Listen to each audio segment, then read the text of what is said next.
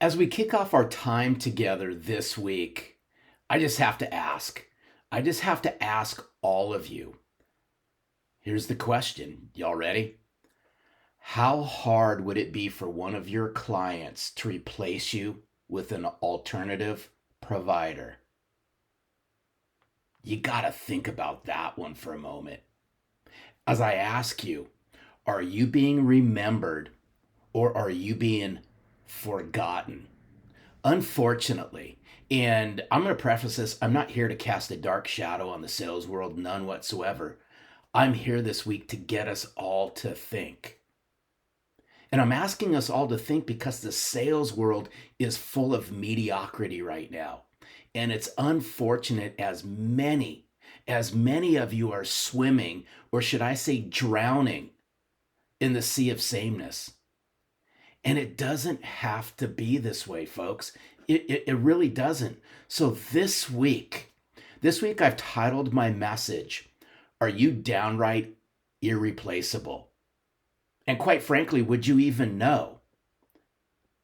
And to set up our time together this week, I'm going to quote Holly Smale. And Holly went on to say this, key in on this, because it's really important as this is going to set up our time together again this week.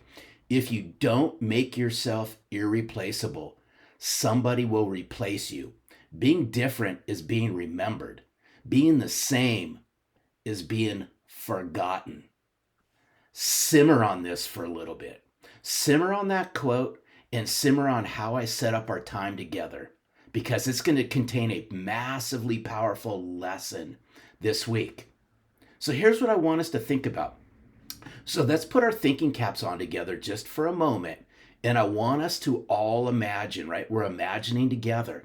Imagine being so utterly valuable to your clients that they send competitors away. They send these competitors away uninterested in hearing about their lower prices, their better deals, or any of their pearls of wisdom. So again, I just must ask all of you, what are you doing to become downright irreplaceable? And I believe this, one makes themselves irreplaceable simply by building trust. They've earned that trust by doing phenomenal work over the long haul. They do it over and over and over again. They earn trust, or they've earned trust by being extremely reliable, someone their clients can count on, and most of all, they are heart-centered. They are heart-centered. Are you heart-centered? See, I believe you earn, and yes, you re-earn being irreplaceable. Yes. Capital yes. You've heard me correctly on this. You have to re-earn this every single time. Simply, I believe if you earn trust and then lackadaisically assume you're permanently irreplaceable, you'll soon be replaced by someone out there who outmaneuvers you.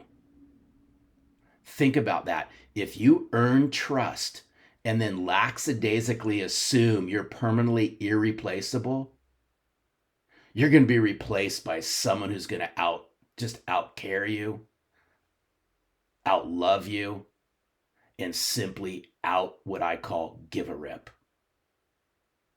You see, taking a casual, this is key in on this, taking a casual approach to your clients is going to call what I refer to as client casualties. Therefore, what I'd like for us all to think about this week is every single interaction you have with your clients, it should be viewed as an opportunity to increase your value and your status.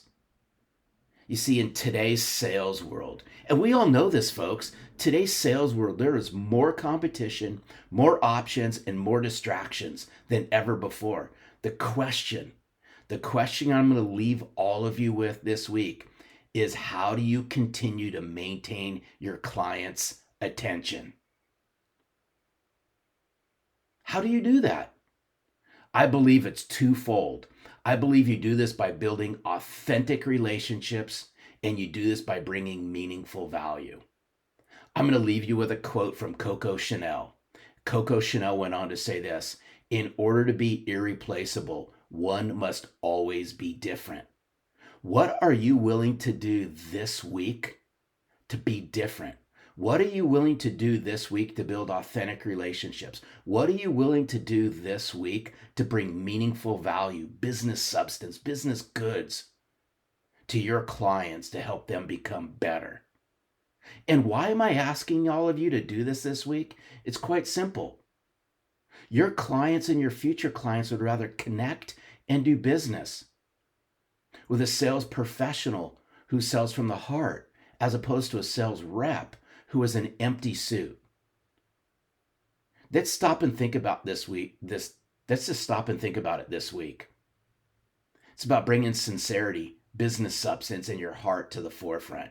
That's why selling from the heart is making a difference. Together, we're rising up and we're saying no. No more empty suits. The sales world can do so much better, and I know each and every one of you can. Have an amazing week.